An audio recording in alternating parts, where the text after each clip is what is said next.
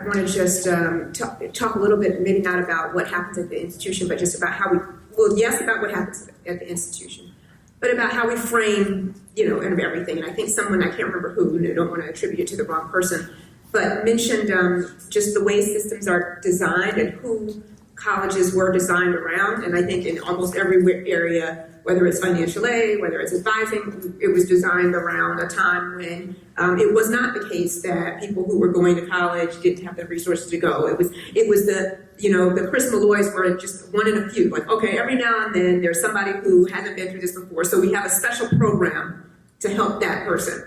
And I think now when the majority of students are coming from, we have to completely flip that on its head. I think about this about financial aid. It used to be the case that the majority of people did not need special financial aid. So we had this long, complicated form to figure out. And it's like, if everybody's gonna need it, why the hell do we have like this, thing, just change the whole. So I just feel like we're at a time where we just need to really flip the whole thing on its head. Instead of saying, how do we, do this one thing, we need to really re-engineer the entire system. Because when I think about, students, the ways that you expect people to behave in certain areas, it is because not so much that they have like something special about them. So I'm just going to use the President of the United States because I think that's a very good example of where opportunity and talent are not aligned. So the systems were actually designed so that it was really, really hard for that person to fail. Right? Like, and he had to try a lot, like to not, he would have to screw up so much. Whereas for other folks, it's like, you step on the wrong side of the street, you're in the other can. Okay, you did this, you stayed out too late one night, okay, now you're deemed as a criminal. You did this, like, we have these systems that are, and so what I try to think of is at the policy level, how do you change the system so that we're not trying to have some program over here that's real, trying to help what is now the vast majority of people. How do you make this the norm? I think about where I went to college, highly resourced institution, and so that a lot of this we can get into is, resources and how we determine those resources at the federal and state level. But when I went to Vanderbilt, and so just to tale of two people, right? I went to high school at a, not inner city, but not suburban. It's like, outside of Atlanta, high school.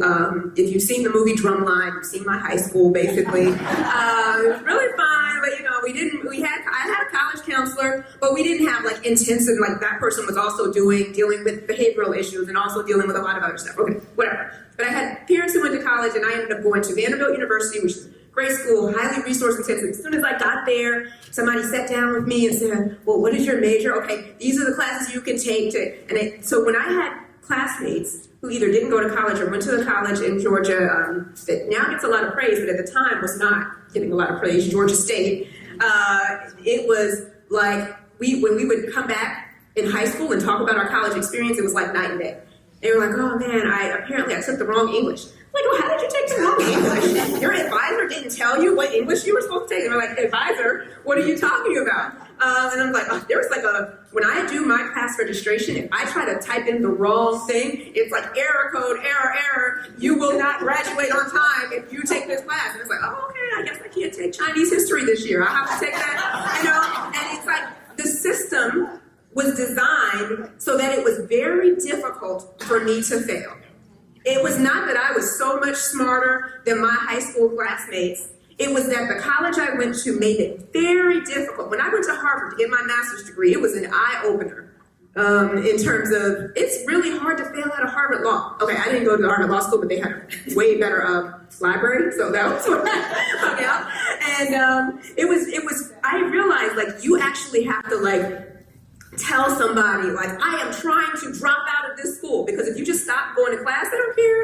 It's just like, okay, maybe that's just law school, but, they don't care. If you don't take a test, somebody reaches out and says, hey, is something going on with you? You didn't come to your test. And of course you haven't been in class, but you don't have to come to class, but if you need health services or mental health counseling or something's going on, we can provide that for you. And if you still don't do anything, they say, you know what, you just need some time off. We'll give you an incomplete. You're not gonna fail, but you're just incomplete. And when you're ready, you can come back. That is an entirely different system than look to your left, look to your right. One of you isn't gonna be here anymore, and it's your fault and it's not you. So just the system that we have, I think, have to be totally redesigned so that it's not like a special way that you find that you get to the top, but that the norm is that we expect you to graduate and that we're going to support you to get to that place.